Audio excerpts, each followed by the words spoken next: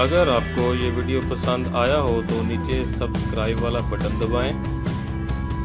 Button दबाने के बाद आप इसके साथ में जो बेल आइकन है उस पर भी क्लिक कर दीजिए ताकि आपको हमारे तमाम नए आने वाली वीडियोस के नोटिफिकेशन मिलते रहें।